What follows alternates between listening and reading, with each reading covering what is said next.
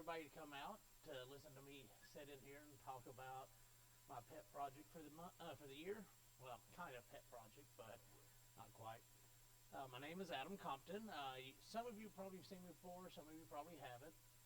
I've been in InfoSec industry as a whole probably about 25 plus years now, probably closer to 30 at this point. During that time, I've done a little bit of everything, whether it's been pen testing, research and development, application or exploit development, reverse engineering. A little bit of all of that has been thrown in there.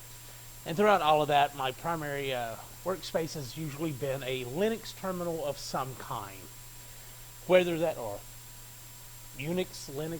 I go all the way back through SunOS, so it's been Unix and Linux, and whether it's been Macbox or Macintosh here with thank myself again, it's not a Macintosh anymore. MacOS with like Debian or Bash running on there, what have you. I'm usually in that sort of a terminal shell. And as a result, I'd like to do most of my work from there. I'm not overly opposed to doing stuff through Windows, but I like having my hands on the keyboard, seeing the terminal output, doing stuff that way. And as a result, I find myself writing myself a lot of little scripts throughout the day. Whether it's for just automating something simple or just to replicate or to shorten a repetitive task, what have you. And that's more or less what this talk is going to be about. I am a pen tester, and this talk isn't necessarily a talk on how to use Bash to do pen testing.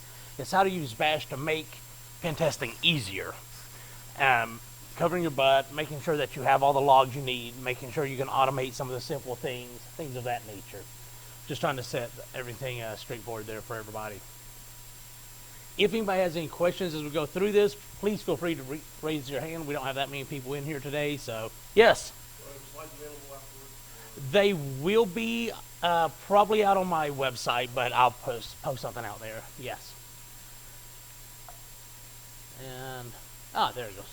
The other direction. Move that off the screen. All right. So for this presentation, what should you know? What do you not need to know? What have you? Generally, a familiarity with Bash is ultimately what I'm going for here. If you're familiar with Linux or Unix, you're probably familiar with Bash or at least SH. Same concepts apply, just slight differences in there. Maybe some experience in a terminal environment, whether it's ZSH, Bash, Dash, SH, pick your flavor. If you go with something like Corn Shell or Teakle Shell like that, I might look at you funny because those are kind of weird.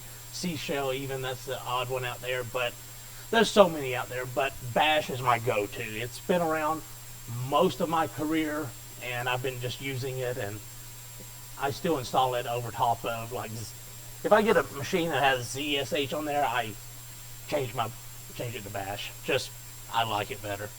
And just general scripting concepts. When I say scripting concepts, I mean things like run things from the command line, know what an argument is or parameter, things like that. Just simple things.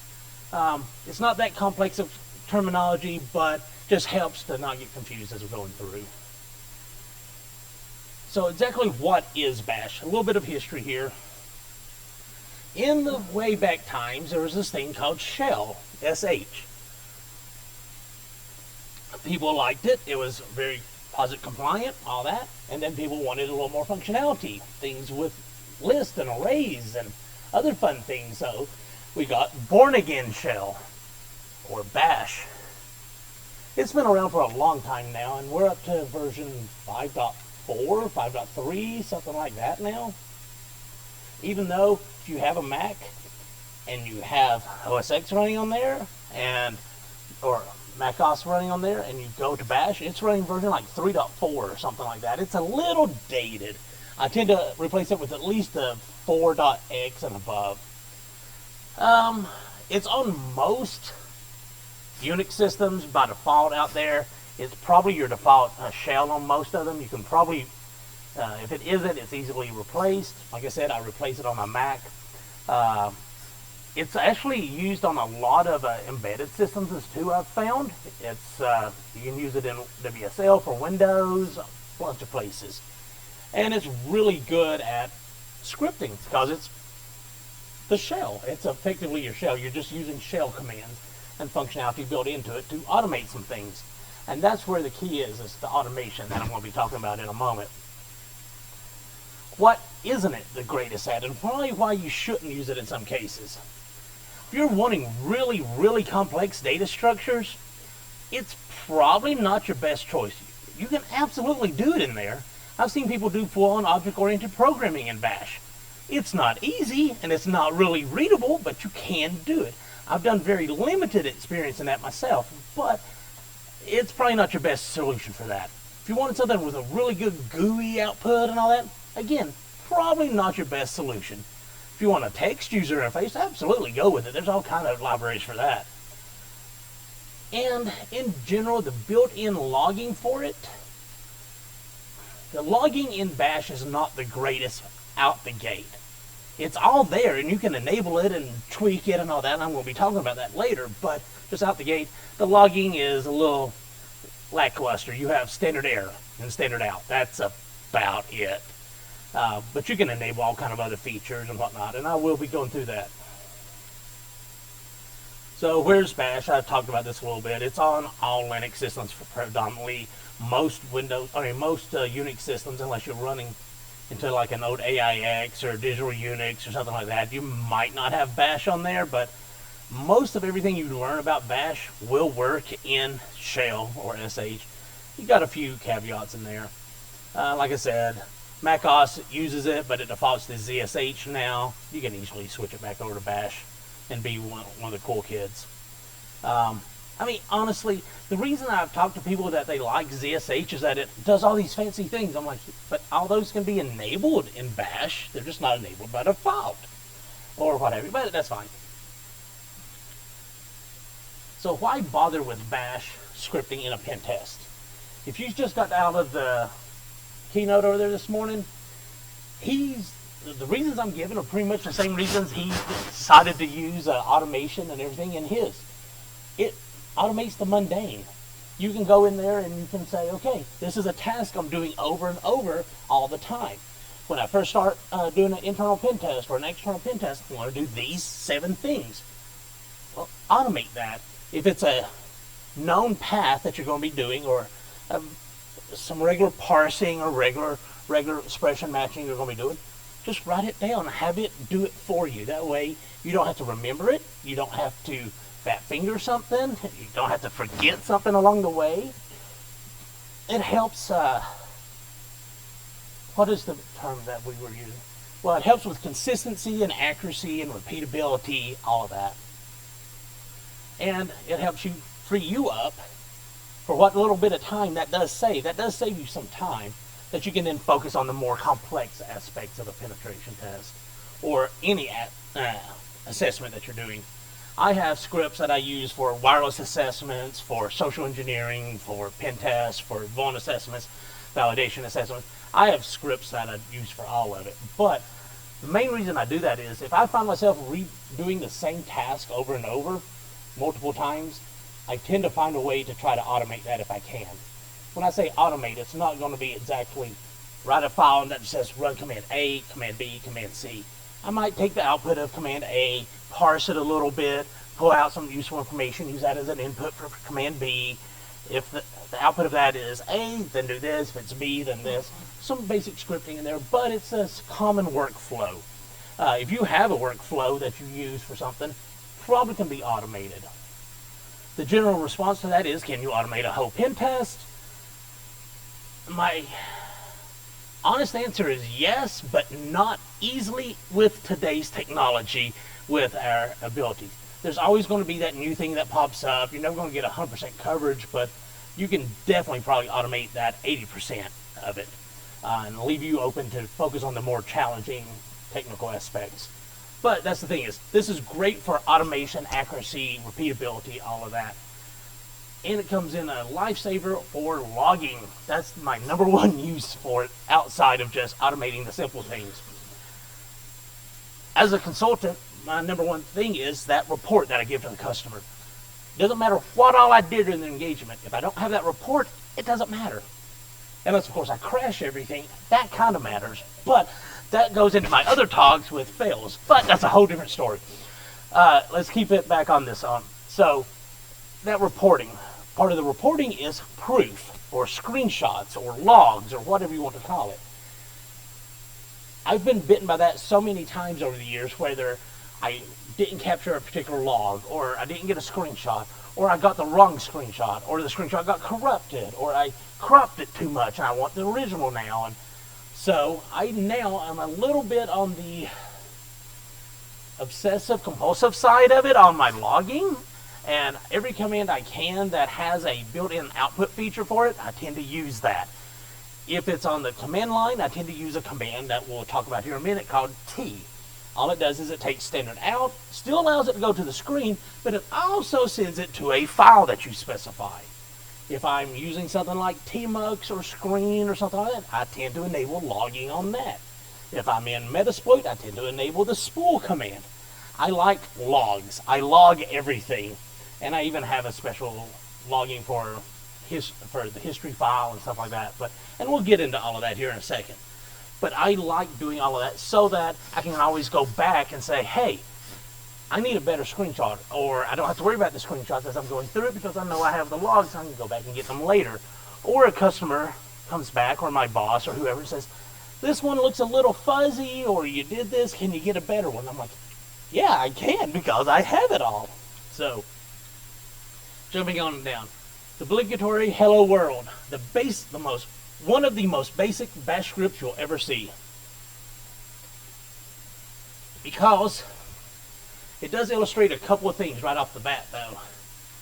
The echo command just says, take the following string and throw it to the screen. Throw it to standard out. But more importantly, you have the shebang line up here. Honestly, if anybody can tell me why it's called shebang, I would love to know. I've never learned that myself, but the hash symbol exclamation is called shebang. For some reason, that predates me even. I don't know why it's called that, but typically you'll see things like bin bash or bin user python or whatever up there at the beginning of a script. That's fine and all, and bin bash is fine to put up there because it says run bash from /bin. Great, not a problem. However, it's a little better to use the env command. Why to use the env command? Well, predominantly for things like your Mac OS. If you install multiple versions of bash on there, and you have them set up in your path and whatnot, bin bash is maybe not the one that you want to use, because on your Mac OS, that's going to be running version 3.4 or whatever, and you want the features that are in version 4 or 5, or it might be using something through Homebrew, or you might have installed a custom version or whatnot. So, user bin env is a command that says, go out and look for the one that is the first in your path. Then, find the bash that is that first one and run that one. So it's relying upon your path and not on static file structure. Makes it a little more easy for that. You can always run it by hand and specify which bash version you want, but that is generally a little better, because I've even come on to some old Unix systems that it's not in user bin, it's in just bin, or it's in user bin, or someplace like it's not in bin bash. If bash wasn't native to it, it might be under user bin bash.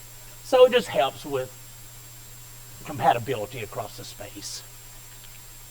Stepping a little faster through here, get up speed a little bit.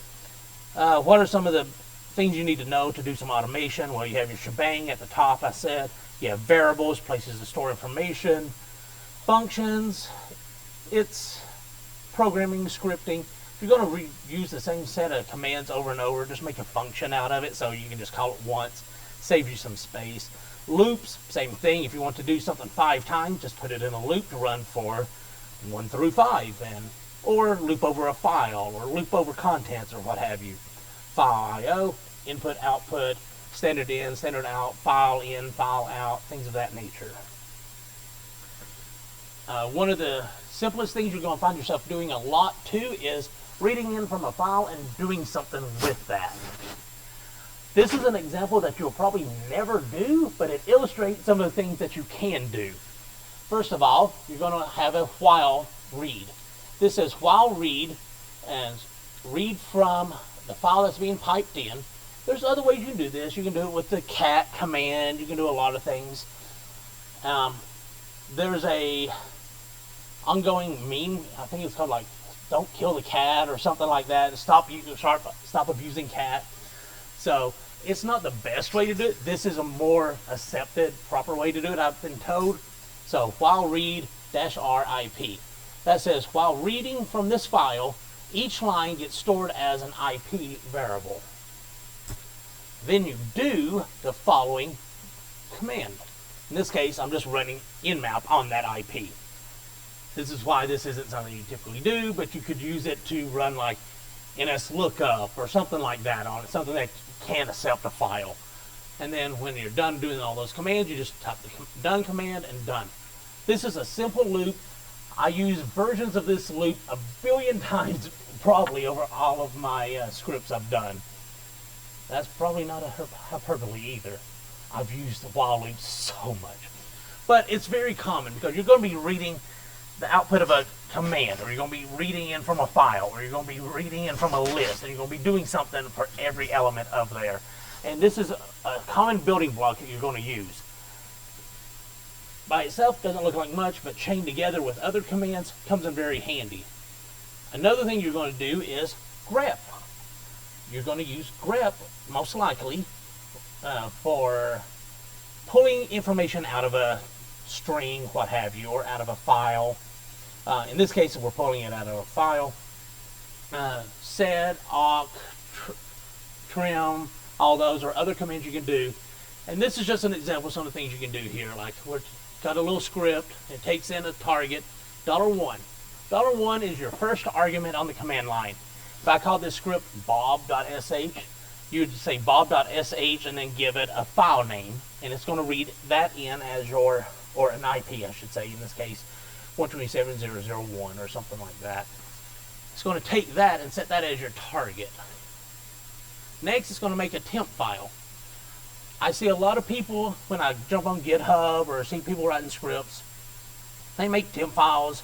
They statically pipe in or hard code in as temp file, something like that. That's fine until you start running it multiple times, and you might want to not destroy your old file or whatever. Make temp is a built-in command that will make you a temp file that's guaranteed by the OS or by Bash to not be an existing file. It cuts down on race conditions. It cuts down on all of these kind of overwrite conditions, all that. By default, it makes a file in /temp, but you can tell it to make a file wherever you want. And you can also tell it to what you want the prefix of the file to be, or suffix, and things like that. So you can make a fairly tailored temp file. In this case, I'm just saying make temp. So run the make temp using the $parenthesis. You're running that command, storing the output of it in this variable called temp file. Now I'm going to say nmap, output the gnmap version to temp file, and my target is target. And standard error, which is one of your 3 standard I/O pipes, I'm just sending to dev null. Well, I'm sending standard out to dev null, and I'm also redirecting the second one, which is standard error, to dev null as well. There's so much you can do with the redirects there. They get a little complicated with weird ampersands and stuff like that. Don't worry about it too much. I'm just doing it to cut down on output to the string, to the screen. You don't have to worry about it if you don't want to. That just cleans it up. Then I'm going to output, okay, here's the open ports that came from that target. I'm grepping through the temp file for the string that says ports. And for each line that comes back from that, I'm going to pipe and say grep for the open flag, then grep and do a string edit, replace ports, followed by whatever the value is, pipe that out. Then I'm going to remove the semicolons and replace those with $signs. Then I'm going to grep for open again. Then I'm going to do awk to print out the first value of it. It's just going through prettying it all up. Bunch of things you can do with this. If you're in Bash for long enough doing scripting, you're going to learn awk. You're going to learn sed. You're going to learn. Don't worry about it if you don't understand it right now. It's just rote memory over time, but these are things that are just string editors. It helps you filter the string, pretty it up, and all that. And then at the end, I'm just being nice, and I'm removing my temp file. Now, you can do the exact same thing with this command, with awk. Awk is more or less its own programming language in of itself. I don't know awk that well, but because I use grep and sed and everything else to do what I need, but you can do all of this right here with this.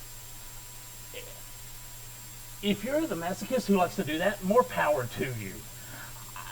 I prefer going back for a number of reasons. Did I hit the wrong button now? Oh well, let me go back. I prefer going this way so that I can see each step of the way you're going through. I can debug it easier. This way, if something breaks in there, it's a lot harder to debug.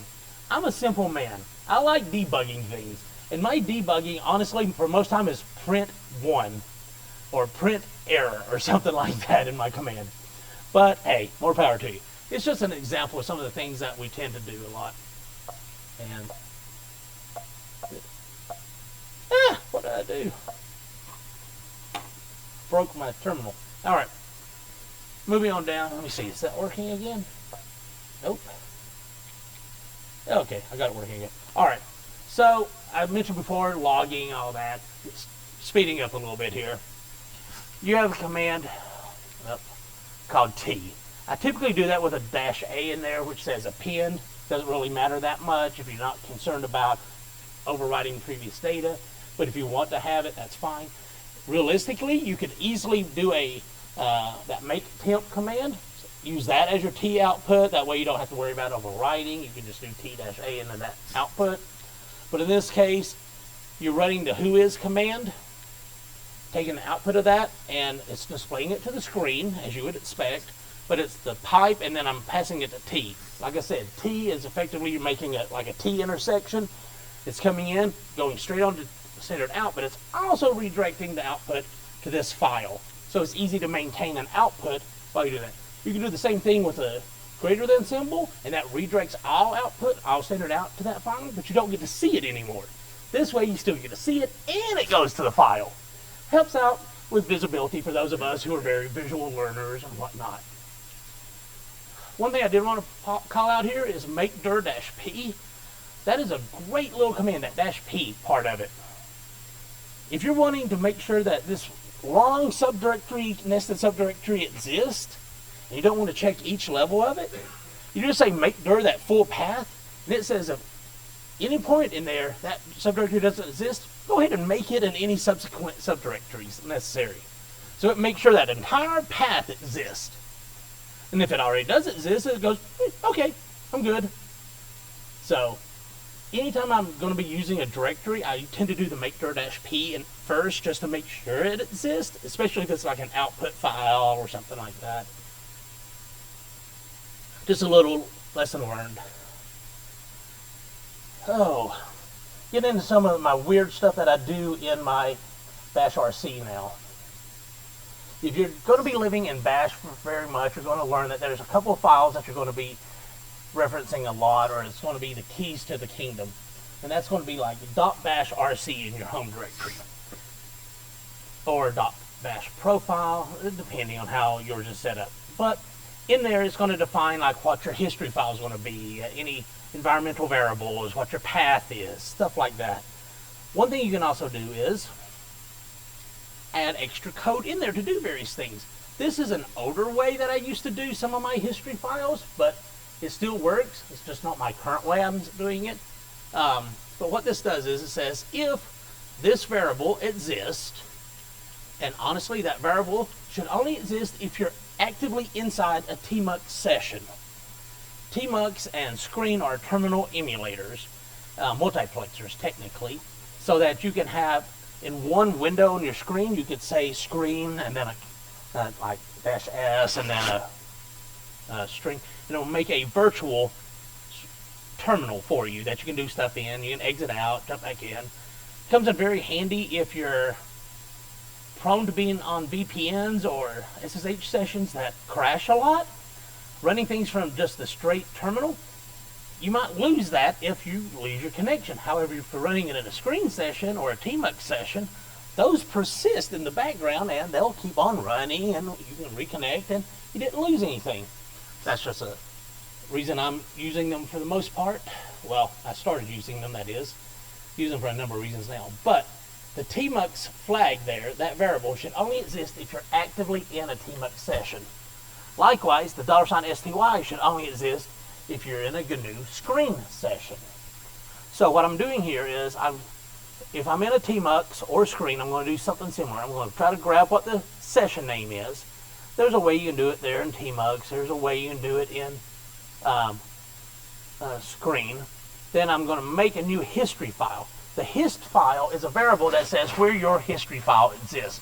The history file is a file that stores all your commands with a timestamp in there of when it was run for that terminal or for that session. And typically it all just goes into home/.bash history. But you can redefine this. You can redefine any variable you want. In this case, I'm redefining this one to be .bash history TMUX and whatever the session name is, and likewise down here. And if I'm not in either of those, I just use it as it typically was. What this does is, now I have separate history files for each screen session or each TMUX session I'm in, and for my main window as well, main session. So that I can go back and, if you go into my home directory, you do ls-lart or whatever, you'll see all of them. And I can now grep for netexec across those, and I can see all the sessions I ran that in, which one I did XYZ in, and I know which one to go and jump back into and figure it out. It helps me with organizing and keeping certain commands together and what have you. I know some people like just setting a screen or a TMUX session and running all their stuff in there. I like separating them out personally. I like to have one for just SMB attacks, one for recon, one for LDAP sessions, one for what have you, Nmap or what have you. I make separate screen sessions or windows for each one. This helps me to know where I was running certain things at and to keep things separated and all that. I now have a different way that's out on my GitHub that I combine all this into one. A weird scenario, but this is an earlier way and an easy way to keep them separated. And yeah, speaking of history, there's other things you can do with your history file. Again, all for logging. History control and history ignore are good ones. I leave them blank because history ignore are, what is that one? I don't remember what history ignore does. I know history control and history ignore, those are responsible for not storing repetitive commands. If you like to run the same command multiple times, don't store them. Just store one instance of it. I like to keep them all, so I take that out. Also, if you start something with a space, sometimes that doesn't get stored in your history file. That's an old way a lot of hackers would do things, is you'd preface whatever command is with a space. If I get rid of the history control flag that does that, all of a sudden I just log everything and all things like that. You can also do history ignore like certain flags in there, like if I see this password or this string, don't record that command. I take that out as well. But then the more other things that's down here, I do history size. That's just the size in bytes, I think it is, that your history file can be, or the history command will show, history file size, how big that can get. And then this is a flag that isn't typically used. The hist time format. Whenever you type history on your command line, it will usually just do the numbering and then the commands. This will do the numbering, the timestamp that command was run, and then the command. So, useful little thing. And the shop S just says, whenever you run a command, just go ahead and add it to the, there's several of these. There's a -A, -N, -F. All of these work on just trying to make sure that history file is updated on a regular basis. Another part that you'll probably see in your bash RC that isn't in all of them, unfortunately, but should be, is if your history file doesn't exist, and this is very useful if you're making new history files, keep in mind, is if that file does not exist, make the file, set the permissions on it. Otherwise, it's not going to be writing jack out to your system. Touch is a good kind of touch, not a bad touch. It just makes sure that that file exists. Realistically, it creates an inode. Creates an inode with a name. It's a 0-byte file, technically, that has nothing in it.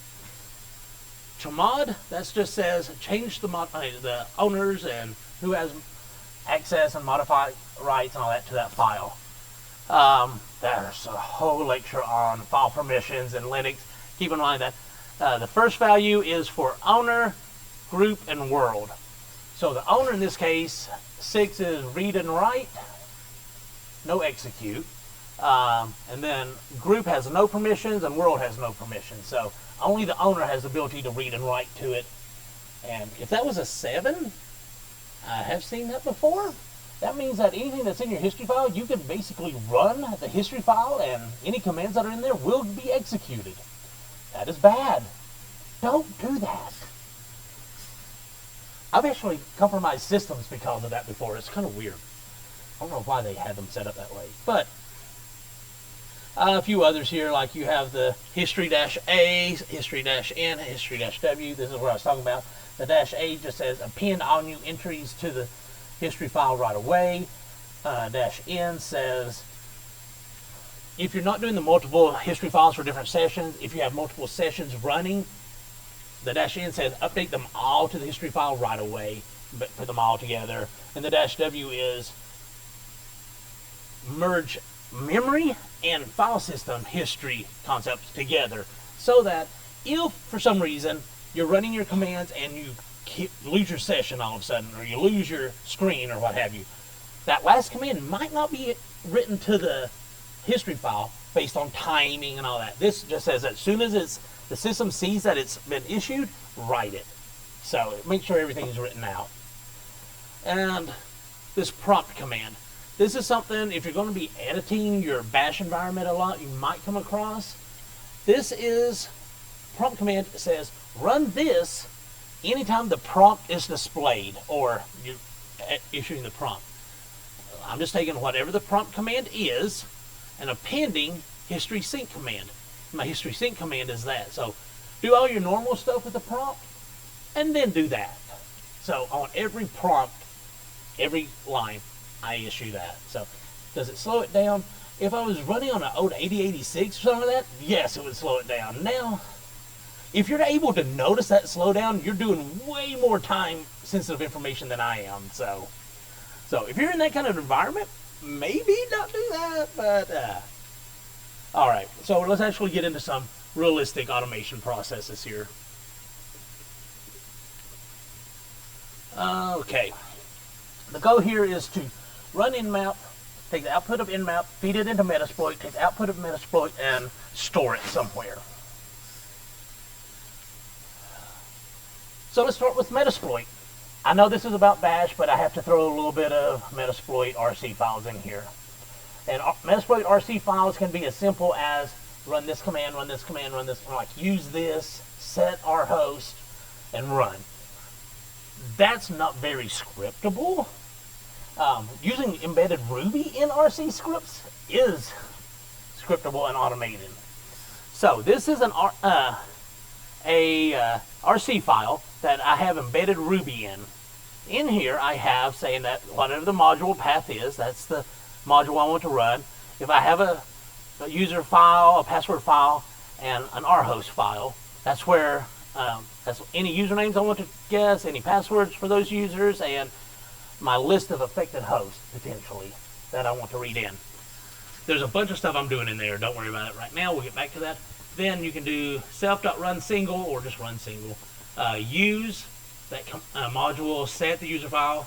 So this is the part that you would typically just have in there. It's just this part over here. I like breaking it out because realistically, I have all this scripted out in mine, and I have all of this part up here being in the RC file, that it then passes that into another function that does all of this dynamically. And that's how I do the automation with it. I just kind of combined it all into one for the demonstration here. And then I do some other stuff, then I exit. So if you're on the command line, you run like MSL console-R, the RC command, it's going to go through and run this just as if you were inside of Metasploit. Where was that? So, going back up. Oh, well, I lost my little clicker isn't working today.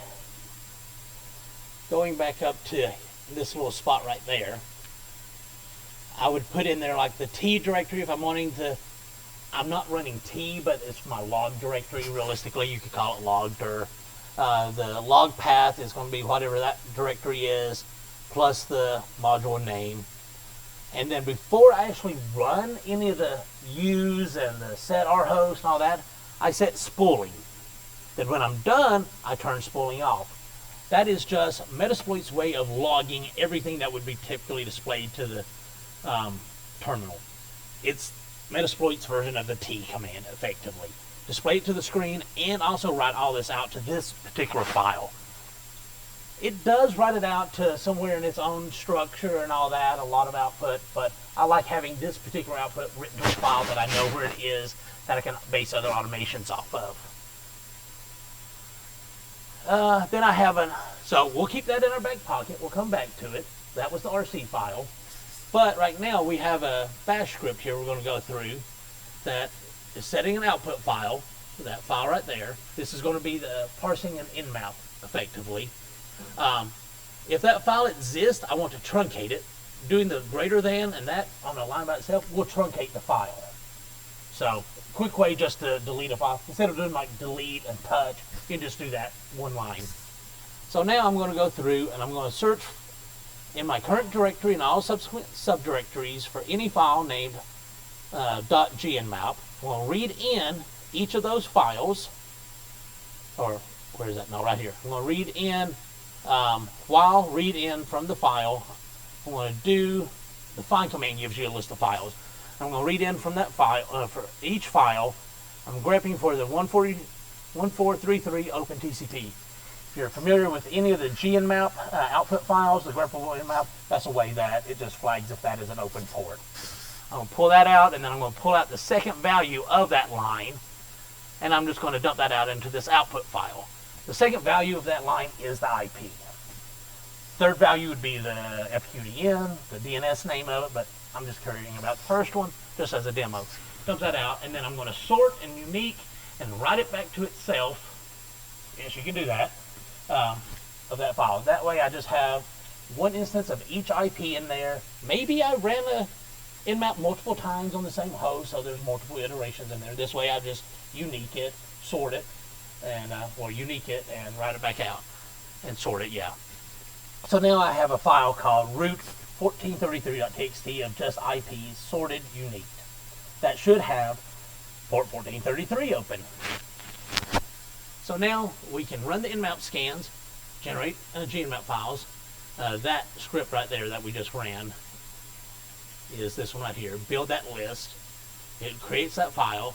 We have that RC file we created, and then that will go ahead and do all the Metasploit scanning behind the scenes for us, and that will output the output to this directory here that we created.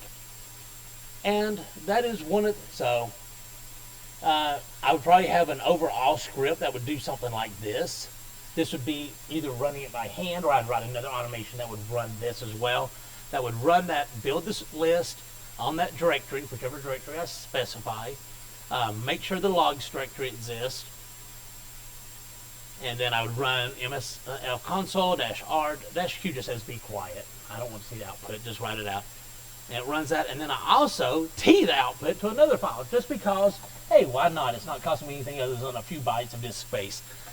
And I do something very similar to this in my automations on my internal pen test.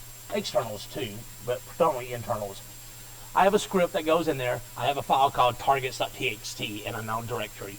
It runs, it takes that list, it runs nmap across it in various iterations, writes the output. I parse that output into a set of files like that 1433.txt, where each file is a port and the contents is the host that had that port open. Dumps all those out. Once I'm done there, I have another one that automatically kicks off. I have a whole directory of those RC files. More complex than that, but same concept. It goes through and says, okay, if this file exists, run this RC file. That RC file knows which file to read in of the port file. It has all the information in there. It runs through and dumps them out. Dumps out the output. And then it just goes through that and does that. It does other things behind the scenes later on, like it'll run through like H2PX and nuclei and all kind of other stuff. But for this part, there's that. So what I'll do is, I'll jump onto an internal assessment, copy all this over, start a screen session, kick this off. And then in another screen session, I'm doing other activities and all that. And periodically, I'll jump back over, see how it's doing. And once it's done, I have this directory of Metasploit output of all these different automations, whether it's a MSF, or it's like a MS SQL login attempts, or SNMP community strings, or IPMI hash dumping, or whatever it is. Have all of these in there. And typically, because Metasploit is very standardized this way, you can grep through there for the plus sign. And anything that has a plus sign in that like filth column or whatever is typically a finding. So you'll see all those pop out. You're like, hey, now I know which ones I might want to go back and do something with. Maybe they had a Java exploit possible, or there's a JBoss vulnerability, or whatever the scenario is, or Jenkins, or whatever the RC file checked for. I have all this output there that took me virtually no time other than the initial time to write it, but now I can just copy it over to any engagement I'm on, run it in a separate screen session. It's doing all this stuff for me. Technically, not as complex with AI and all that as the keynote was talking about doing, but it's something I can easily do, cost me no time other than the initial setup. So, that is the logging and some of the sample automation I do. Something else I do a lot of, and I'm going to try to jump through some of these quickly here.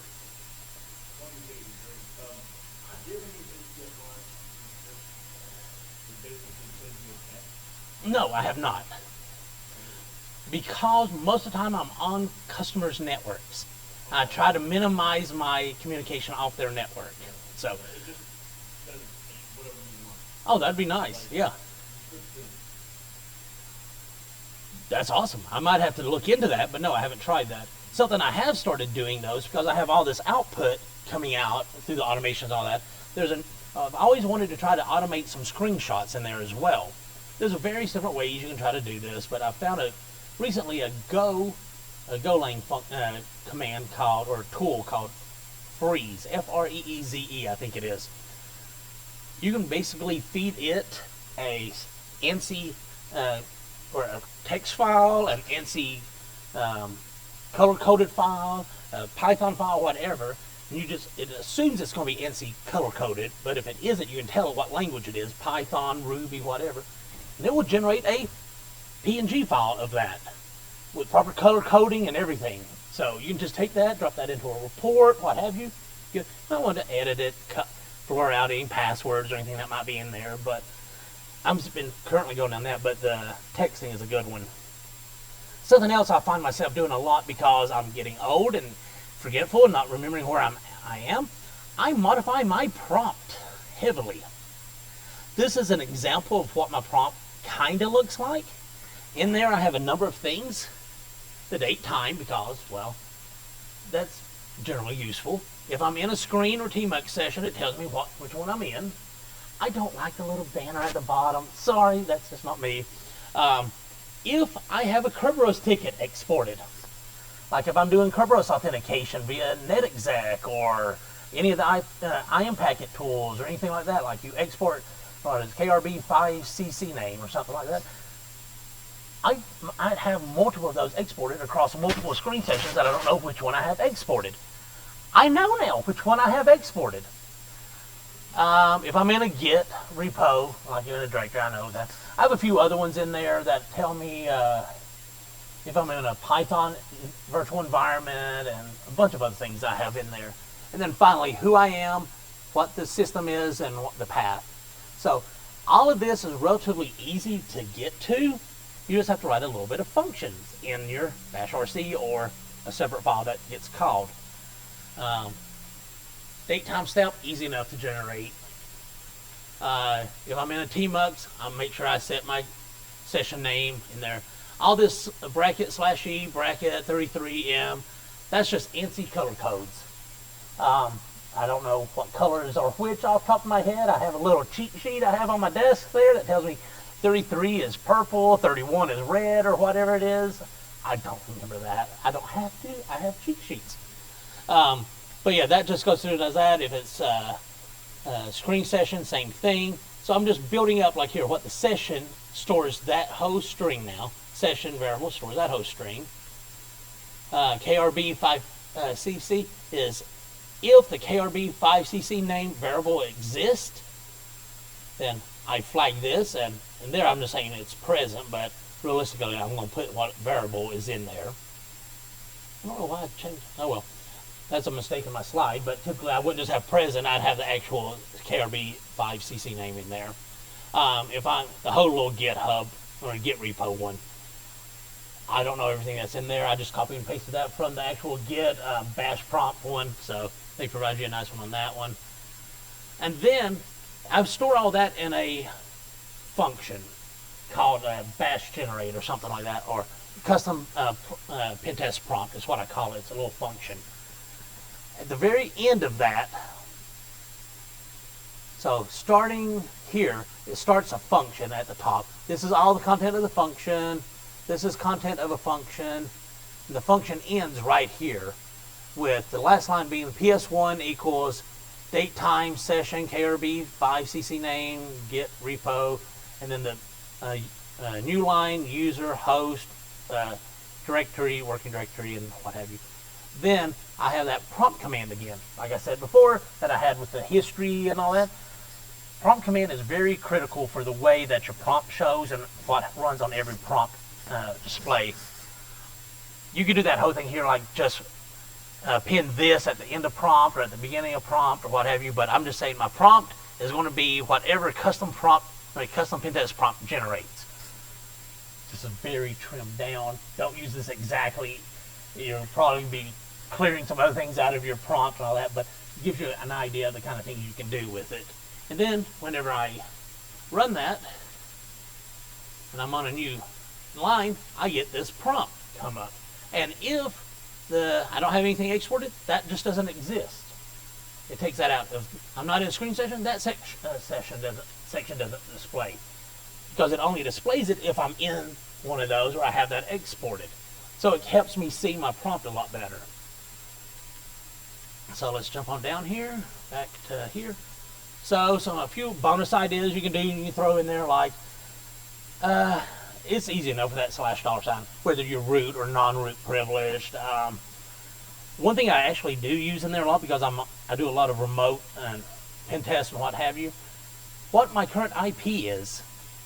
Actually, I have it what the external IP is for that system, what the local IP is for that system. If there's multiple NICs or network devices there, network interfaces, what the name of each of them are and what the IP of each of them are.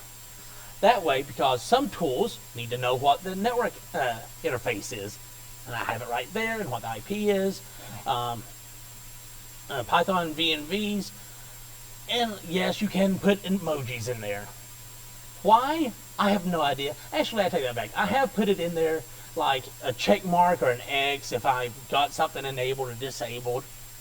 But yeah, that's up to you if you want to do that. You could also do it like if you're got your auth token is still valid or something like that. You could do all kind of stuff in there. Real quick, we'll go through the AI section of this. Can you use AI for pen testing? Sure. I would double check everything it says, but it's a tool. If you're already taking the word of what you're seeing on SourceForge or any of these other question sites, it's just as good as those for the most part, but I wouldn't trust any of those at face value either. You gotta temper all that with your own experience, your own knowledge. But can AI be used in pen testing? Yes. Am I going to rely on it to run a pen test for me at this point in time? No. Someday, maybe, with the proper automation and all that and more work into it, I don't see why not, but as of right now, no. So what role does AI have in doing pen test and bash and all that? Well, you can use it to help generate scripts. Now, how often have I had it generate a script that runs? Very rarely. But if I'm stuck on something or I'm in the process of writing a script, I'm like, how do I determine if I'm in a screen session or a TMUX session? Type it in there, and it will give you a little block in there. I'll try that. Does it work? Yes. I paste it in there. I use it. I know I'm probably maybe in the majority, maybe in the minority, I don't know. I use it as Google, effectively. Like, how do I do this instead of having to paste through all the links in Google? I just look at what it gives me. I'm try it. Does it work? Doesn't it work? And then I'll build off of that. Basically, what I'm saying is, the way I have been using AI for scripting and the way I see other colleagues of mine and do it is that they're not necessarily using it to do real coding itself. They're using it as a quick lookup resource instead of having to spend the 15, 20, 30 minutes going through Google links to find the answer. They're using it to try to get a quick shortcut, trying that, and then tempering that with your own knowledge, and you're looking at it going, I know that ain't right. I'm going to correct that. Hey, look, it works. Okay, it can save you some time. I use it as a tool, like any other tool out there. If you want to go back and look at your old O'Reilly's How to Program in Python book, go for it. You want to go on Google and look for it, fine. You want to use AI to do it, fine. But you're still going to have to use your own knowledge on how to implement it, how to test it, and all that. That's the main thing I'm getting to with that. Yeah, same thing. Tips for blending it in. Just use it as a resource. Use it as a idea generator. Use it as a what have you. Use it for single purpose things. Don't say like, I want a script that's going to run Nessus and then do this and do this and do this. Currently, AI is not really good at doing that multi-step thing. You give it a task, a input, output sort of thing, and it can give you a pretty good, reasonable start on it, and then you can build off of that. But really, it's still relying on the human at this point to validate, to verify, to optimize, things of that nature. I use it a lot for commenting. I'll feed it a program, say, fully comment this code, or make this fully, Bash 5.0 compliant. And it'll go through, put the curly brackets in the right places, things of that nature. But it doesn't change the code, really. I use it to help clean up at times. But Bash in general is, for scripting and automation, is great for efficiency and accuracy. Efficiency, I can kick off this automation script, go do other stuff, come back, and it's already done all this stuff for me that would have taken me all day to manually type in and do. Accuracy, it's going to do exactly what you tell it to do. If you didn't tell it the right thing to do, then that's on you. But it's going to do exactly what you want it to do every time. So that's repeatability as well. So if you're going to retest the customer or your own network and you want to make sure that the same findings are gone, it would be nice if you could retest it the same way you tested it the first time. And doing it through an automated method helps with that, at least portions of it being automated. Efficiency, it just helps save time. I think I'd probably save myself at least a day, maybe a day and a half of testing with the scripts I currently have. Potentially more than that, depending on the engagement. So I've beat this one into the ground already. Log everything multiple times. I think some of the things I log is if I'm running like an MSF RC file in a screen session, that potentially gets logged like 3 or 4 times on my system currently, which is fine. I have a 2 terabyte hard drive. I don't care. I'll clean it up after the engagement. But yeah, it helps with making sure you have all the documentation you need. You have all this data. You have all that. I built that one in there. So how do you get better at scripting all that? Just do it. Just keep doing it. Do it for little tasks, do it for big tasks. Build yourself a library of them. I started putting all my stuff up on GitHub, so that way I have it all there. Like all my dot files, all my bash RC, my prompt files, all that. I just have a repo up there called bash setup. I download that and I run it, and that sets up my bash environment for me the way I like. So that way I have all that set up there with a bunch of aliases and functions built in and whatnot.